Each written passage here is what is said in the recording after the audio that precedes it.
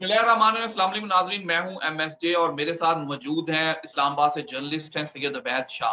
Sir कैसे हैं आप, ठीक हैं? अल्लाह का शुक्र। Thank you so very much Shahzad भाई इनविटेशन के लिए।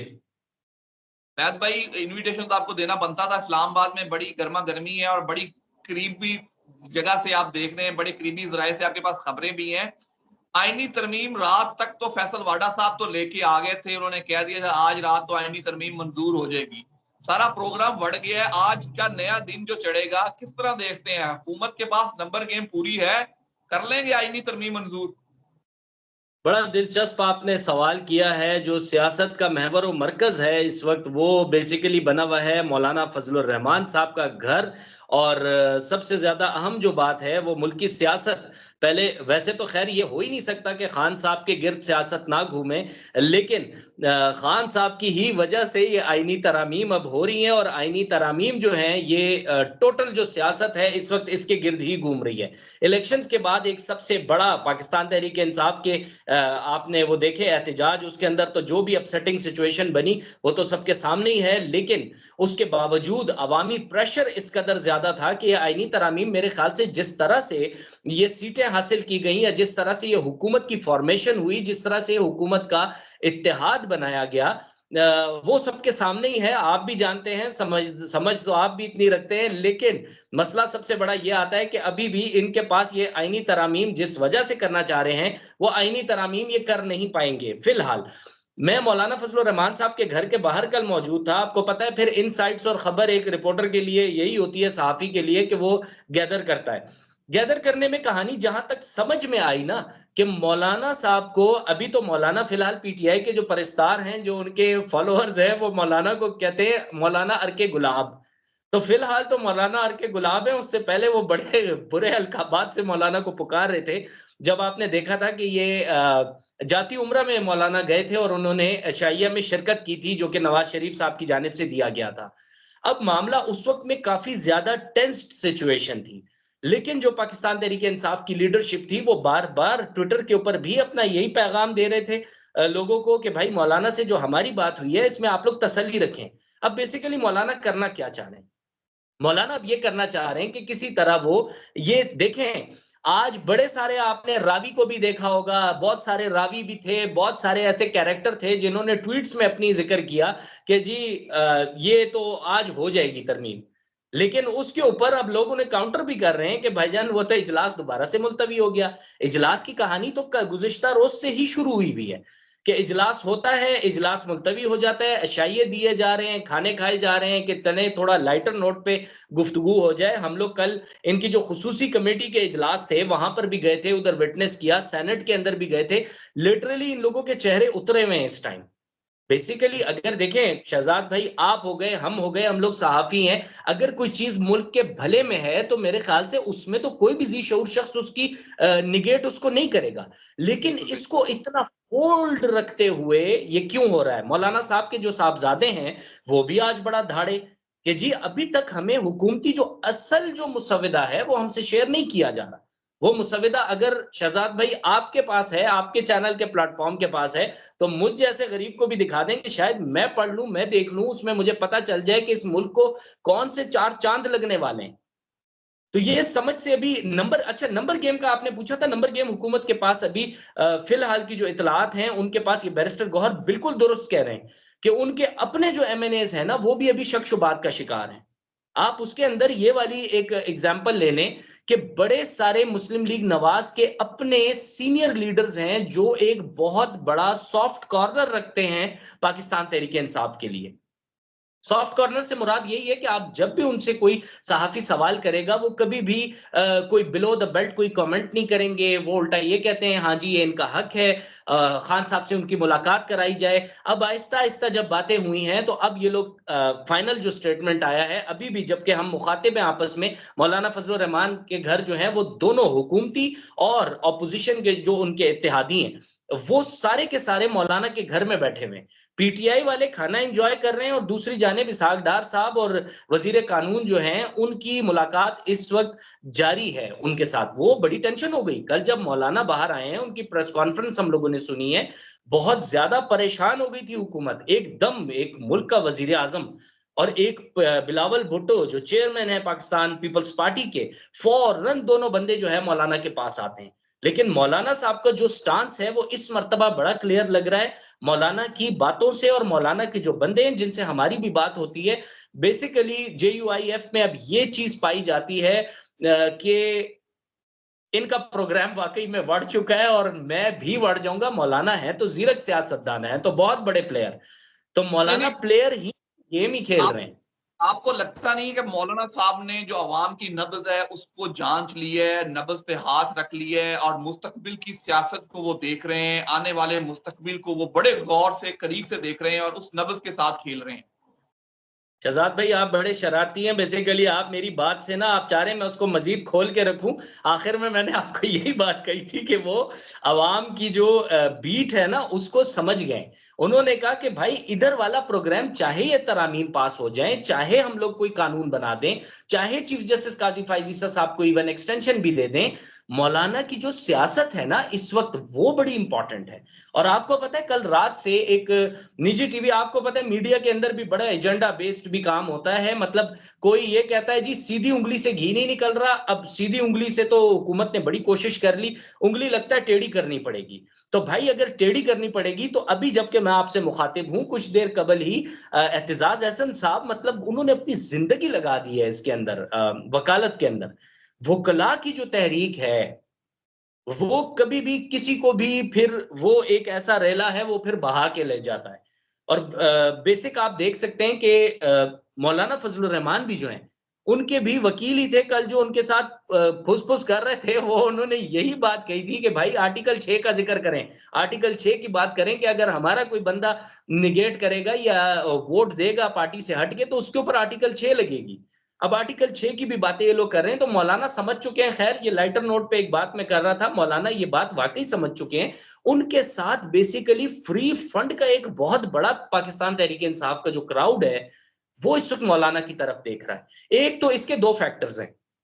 एक फैक्टर जो आपका बुरी तरीके से पाकिस्तान तहरीक इंसाफ की जो वर्कर था, वोटर सपोर्टर था, मतलब मैं वहां पर मौजूद था, मैंने वो सारी कवरेज भी की। वहां पर सिर्फ एक ओन अब्बास बप्पी मुझे दिखे या साउथ से जो इनके लोग हैं वो मुझे दिखे, वो वहां पर आए हुए थे, कुछ से बात नहीं हो सकी। एक ओन अब्बास बप्पी साहब से मेरी बात हो गई, वो वहां पर मौजूद थे, बाकी ना बंदा ना बंदे की जात। और वहां पर जिस बंदे से मैं सवाल कर रहा था वो कह रहे थे खान हमें कहेगा दोजख दोजख में आ जाओ या जन्नत में आ जाओ, हम उधर भी जाने को तैयार हैं। लोग इतने ज्यादा फ्रस्ट्रेशन का शिकार हैं, वो कहते हैं भाई कौन सी लीडरशिप, किस लीडरशिप की बात आप कर रहे हैं। तो इस वक्त जो मौलाना फजलुर रहमान है, मौलाना फजलुर रहमान साहब को एक ये बहुत बड़ा एज मिला है। मौलाना is basically playing big politics. वो इस वक्त सियासत का एक बहुत बड़ा पत्ता खेल रहे हैं। लोग कहते हैं जी कि वो जरदारी साहब बहुत बड़ा नाम है, ज़ाहिर है मुफाहमत के भी बादशाह हैं, लेकिन ये गेम मुफाहमत से निकल चुकी है। पीपल्स पार्टी पहले भी हुकूमत में रहते हुए भी एक ऑपोजिशन का किरदार निभा रही है, ये आपको भी पता है, हमें भी पता है, सब देखने वालों को पता है। तो मौलाना बिल्कुल। जो है वो बेसिक ये खेल रहे हैं। आप आप सही कह रहे हैं, मौलाना साहब बहुत अहम हो गए हैं, कभी वो अहम थे नहीं लेकिन इस टाइम बहुत अहम हो गए हैं।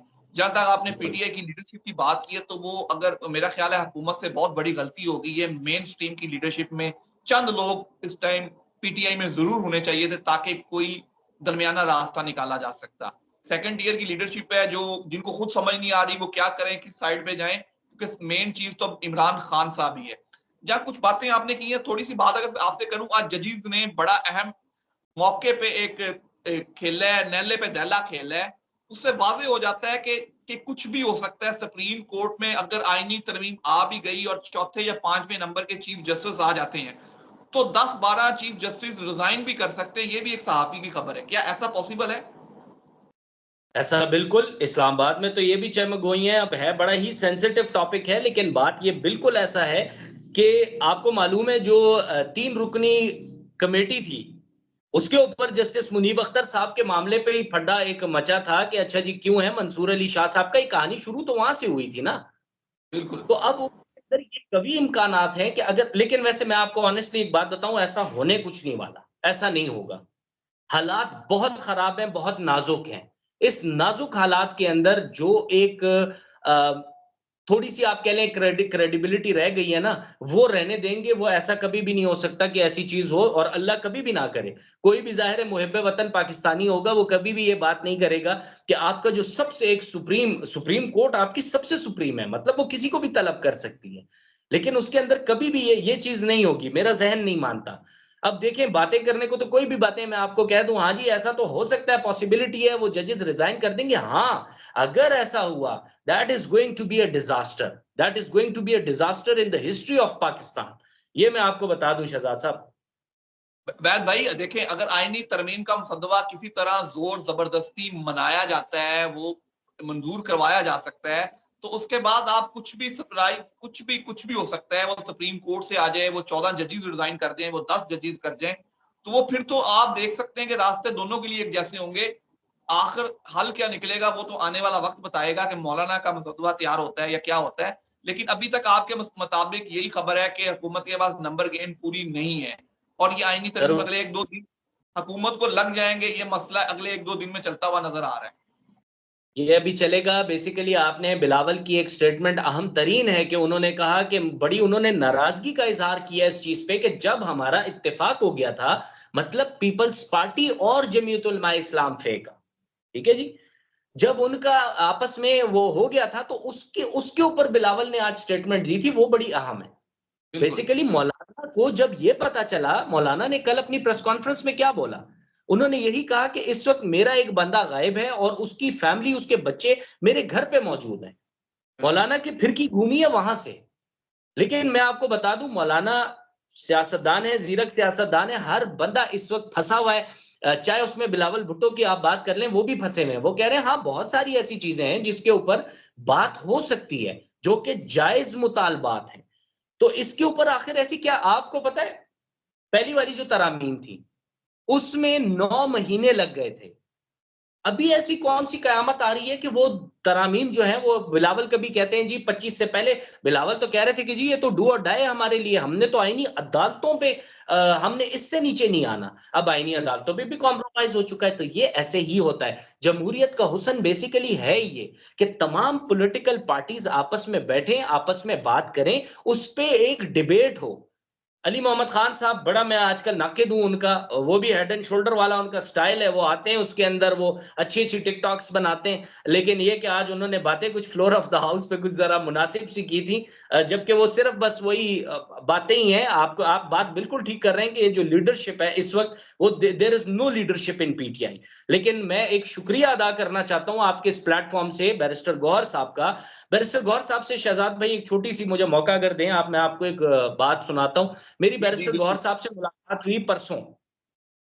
मैंने गौहर साहब को कहा, मैंने कहा आप बैरिस्टर साहब, आप तो जब से चेयरमैन हुए हैं आपको तो ढूंढना बड़ा मुश्किल हो गया, बल्कि जो सबसे ज्यादा आपके नाकिदीन हैं आप उन ग्रुप्स में पाए जाते हैं, और वहां पर आप खबरें भी देते हैं, वहां पर लोगों से बातें भी करते हैं, तो हम जैसे छोटे मोटे सहाफियों को भी आप थोड़ी सी लिफ्ट करा दिया करें। उन्होंने पहले तो बड़ी माजरत की, और उसके बाद मुझे यकीन करें बड़ा तरस आने लगा। वो बैरिस्टर गौहर मुझे ये कहने लगे कि भाईजान, अगर एक फोटोकॉपी भी करनी है ना आजकल, तो फोटोकॉपी के पीछे भी मैं खुद जा रहा हूं। हमारा केपी हाउस सील कर दिया गया, हमारा जो पीटीआई का मरकजी सेक्रेटरिएट है इस्लामाबाद में वो सील कर दिया गया, हमारे दफातर नहीं है। मैं जिधर भी बैठता हूं और एज अ पार्टी चेयरमैन, चीजों की जो सिक्रेसी है उसको भी मैंने बरकरार रखना है। मैंने कोशिश करनी है कि मैं ऐसी किसी जगह पे ना जाऊं, या मैं ऐसी बात ना करूं, या मैं अपनी चीजों को समेट समेट के रख रहा हूं। तो मुझे तरस भी बड़ा आया कि हो सकता है जेन्युइनली बहुत ज्यादा मुश्किलात का शिकार हो पाकिस्तान तहरीक इंसाफ की जो अभी मौजूदा क़यादत है। इस वजह से उनके लिए बड़ी सारी मुश्किलात और परेशानियां हैं, क्योंकि देखें, खान साहब ने जहां उनको कहा था कि आप डी चौक पहुंचे, वहां पर खान साहब ने जैसे अपने बाकी लोगों को, जुल्फी बुखारी को, बाकी लोगों को कहा है कि जी तुमने पकड़ाई नहीं देनी, ऐसे ही इन लोगों को भी जाहिर है खान साहब ने कोई ना कोई डायरेक्शन तो दी होंगी कि यार सेफ प्ले करो। क्योंकि अगर ये 4 लोग भी नहीं होंगे, तो ये देखें शहजाद साहब, पाकिस्तानी अवाम जो है वो, उनके लिए कोई पॉलिटिकल पार्टी है तो फिर मैंडेट है ना। मैं और आप तो एमएनए एमपीए नहीं है। बिल्कुल अवैध भाई, आप ठीक कह रहे हैं। मेरा ख्याल है कि अभी तक पीटीआई को वो उस तरह जिस तरह जलसा जुलूस या एहतजाज करना है, उस तरह समझ नहीं आई कि एहतजाज असल में होता क्या है, एहतजाज किस तरह किया जाता है। बड़ा पुरअमन एहतजाज भी किया जा सकता है, डी चौक पहुंचने की जरूरत नहीं है। अगर पूरे मुल्क में आप पीटीआई की एग्जैक्टली। आवाम सड़कों पे बैठ जाए, सिर्फ सिंपली बैठ जाए, अन्ना हजारे की तरह भूख हड़ताली कैंप लगा के बैठ जाए, तो बहुत बड़ा इनकलाब आ सकता है। उसके लिए आपको कहीं डी चौक कहीं आने की जरूरत नहीं है। इंडिया में बड़े अच्छे-अच्छे जरूरत नहीं है। प्रोटेस्ट होते हैं। अन्ना हजारे एक अकेला आदमी प्रोटेस्ट करता है और दुनिया उसके पीछे चलती है। कॉल इस तरह भी दी जा सकती है, लेकिन हम पीटीआई को ये तो जरूर क्रेडिट देंगे कि एक मुश्किल वक्त उन्होंने तय किया है, बड़ा लंबा मरहला है, लेकिन अवाम की हमदर्दियां अभी तक इमरान खान के साथ है, वो आप खत्म नहीं कर सके। कुछ भी हो जाए वो आप खत्म नहीं कर सकते। मेरा ख्याल है आने वाली 2-3 नस्लों तक इमरान खान जिंदा है और जिंदा रहेगा। जिस तरह भुट्टो जिंदा था, अब जाके भुट्टो थोड़ा से कम हो गए, गायब हो गए हैं, लेकिन भुट्टो भी जिंदा था। तो हाँ, आप जानते ही हैं, क्योंकि अब भुट्टो उस तरह जिंदा नहीं है। नहीं तो लोग जुल्फकार अली भुट्टो के नाम पे अपने नाम भी बच्चों के रखते थे, लेकिन अब उस तरह भुट्टो जिंदा नहीं है। शायद बिलावल ने आके अपने नाना का वो मकाम खत्म कर दिया, जो एक मकाम था वो पीपल्स पार्टी उस तरह नहीं कायम नहीं रख सकी। तो अब अभी हमें 2-3 दिन तरमीम होती हुई नजर नहीं आ रही। इसमें कुछ बेहतरी हो सकती है। हम आप कह रहे हैं कि शायद इमरान खान की मुलाकात भी हो जाए पीटीआई की लीडरशिप से, क्योंकि मौलाना साहब ने भी उसका अंदिया दिया और बिलावल भुट्टो ने भी अंदिया दिया। लेकिन मैं आपको एक मजे की बात बता देता हूँ, मौलाना ने पहले भी बोला था, मौलाना ने पहले गारंटी दी थी। आपको वो अंदरूनी कहानी भी बता देता हूँ। मौलाना ने गारंटी दे के जब पाकिस्तान तहरीक इंसाफ और जेयूआईएफ के अंदर रिफ्ट बरकरार थी, मुलाकातें काफी ज्यादा होती रही, लेकिन आपने एकदम देखा होगा उसमें बिल्कुल एकदम बैरियर आ गया था, अचानक खामोशी। मौलाना अपनी साइड और ये अपनी साइड। वो दोबारा से जब ये लोग जेल इन हुए, उसके अंदर पीटीआई ने एक स्मार्ट मूव खेली कि हम मौलाना के थ्रू, आप सोचें शहजाद साहब कितना अलमिया इस मुल्क का, कि कहां पर खान साहब की रिहाई की बातें चल रही थी और कहां अब ये मिन्नतें की जा रही हैं कि खुदा के वास्ते उन डॉक्टर को रसाई दे दो या हमारी मुलाकात कम से कम करवा दो।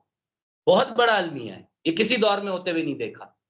सर वो एक एक कॉल से डर जाती है पूरी पूरी पूरी दुनिया, पूरा पूरा मुल्क हिल जाता है कि वो एक कॉल दे दें, कहीं फिर कॉल ना दे दें कि डी चौक पहुंचे, मुल्क ब्लॉक कर दें, तो बड़े बड़े हिल यही जाते है। हैं। तो एक बंदा, मतलब एक बंदा जेल से बैठा हुआ पूरे निजाम को कंट्रोल कर रहा है, तो उससे तो फिर मुलाकातें भी बंद होंगी, सब कुछ बंद होगा। अब ये तो मानना पड़ेगा, कोई माने ना माने, कि पूरी पाकिस्तान की जो सियासत है एक बंदा जेल से बैठ के चला रहा है। बिल्कुल ऐसा ही है। लेकिन शहजाद साहब एक बात ऐड कर दूं इसमें, ये जो तरामीम है ना आपकी कॉन्स्टिट्यूशनल अमेंडमेंट, अगर ये चीज हो भी जाती है ना, तो ये कल को दोबारा से रिवर्स हो सकती है, आपको पता है। अगर ये बिल्कुल। हो जाती है, सपोज ये लोग किसी भाग दौड़ में कर लेते हैं, कुछ करते हैं, बनाते हैं, बाद में ये जो मखसूस नशिस्तों का मामला है ना, ये अगलों के गोडो गिट्टो में जाके बैठ सकता है। ये मैं आपको बता दूं, ये कंट्रोल नहीं हो पा रहा इन लोगों से। चले आपसे खबर लेते हैं, खबर दें। तो हुकूमत को जस्टिस मंसूर अली शाह से क्या खौफ है? जो हुकूमत को भी है, किसी और को भी खौफ है कि मंसूर अली शाह आ गया तो हम लुट जाएंगे, हम बर्बाद हो जाएंगे, हम पता नहीं हमारे साथ क्या हो जाएगा। सर आपको वन वर्ड बता देता हूं, मखसूस नशिस्तें पाकिस्तान तहरीक इंसाफ को मिल जाएंगी, फॉर्म 45-47 के सारे बोरे और कट्टे खुल जाएंगे, उसके बाद तो हुकूमत किधर रही। आप भी बड़े मासूम है शहजाद साहब, आप जानबूझ के खबर आप देते हैं, लेकिन आप चाहते हैं कि हम आप अब बात आप you put your words in my mouth कि मैं बोलूं ये। नहीं नहीं नहीं, वो देखिए, आप इस्लामाबाद में होते हैं, हम लाहौर में क्या पता कि इस्लामाबाद में क्या चल रहा है, कि मंसूर अली शाह का क्या खौफ है हुकूमत को। हमें तो लग रहा है कि बस जो एक गेम है वो that is going to be open, और अगर जस्टिस मंसूर अली शाह आ जाते हैं तो ये हुकूमत खतरे में। सिंपल सी बात है, खतरे में क्या है, हुकूमत is a gone story, gone story. वो ड्रोना ख्वाब बने हुए हैं हुकूमत के लिए। तो मौलाना साहब हुकूमत का ड्रोना ख्वाब कभी भी खत्म नहीं करेंगे। मेरा ख्याल है कि वो जस्टिस मंसूर अली शाह का नोटिफिकेशन निकलवाएंगे, उसके बाद कहीं आईनी बेंच बनेगा। अब देखिए, आईनी बेंच बनना और आईनी अदालत बनना बड़ा फर्क है। आईनी बेंच बन सकता है 5 जजेस का, और चीफ जस्टिस मंसूर अली शाह हो, आईनी बेंच बने जो आईनी मामलातों को उसको देखेंगे, मंसूर अली शाह के फैसला को तो नहीं देखेंगे ना। बिल्कुल एग्जैक्टली लेकिन मैं आपको ये भी बता दूं कि ये मामला जो है मौलाना, मैं आपको बिल्कुल आगाज में इस गुफ्तगू के मैंने बता दिया था कि मौलाना के साथ ये बड़ा एक अच्छा हैंड इन ग्लव हो गया है पीटीआई और जेयूआई का। मौलाना जो आराम आराम से एक से मुलाकात, दूसरे से मुलाकात, मैं तो राजी हो गया हूं, उसके बाद कहते हैं यार नहीं मुझे टाइम चाहिए, पीटीआई के साथ हमने शेयर किया है, पीटीआई कहता है हमने आपके साथ शेयर किया है। ये मामला चल सिर्फ लिंगर ऑन टैक्टिक्स के ऊपर ही है शहजाद साहब, ये मामला आगे जाएगा। अभी तक देखें, अगर होना होता तो हुकूमत यही कह रही थी कि आपका जो एससीओ कॉन्फ्रेंस की बहुत बड़ी पाकिस्तान की कामयाबी है अनडाउटेडली। उसके बाद फौरन हुकूमत ने कहा कि इसके बाद वैसे भी हमने इस्लामाबाद 3 दिन के लिए बंद किया हुआ था, अचानक उन्होंने इजलास बुलाया कि 3 बजे सेनेट का इजलास है, हुकूमत तो बौखलाई हुई थी। कभी हमारे पास नोटिफिकेशन आ रहा था कि जी 3 बजे, कभी कहते हैं सुबह 11 बजे, कभी कहते हैं शाम को 6 बजे। आज भी सेनेट के इजलास में यही कोई कहानी हुई। फिर आपका असेंबली का इजलास है, वो भी समझ में नहीं आता किस वक्त में करें, किस वक्त में नहीं।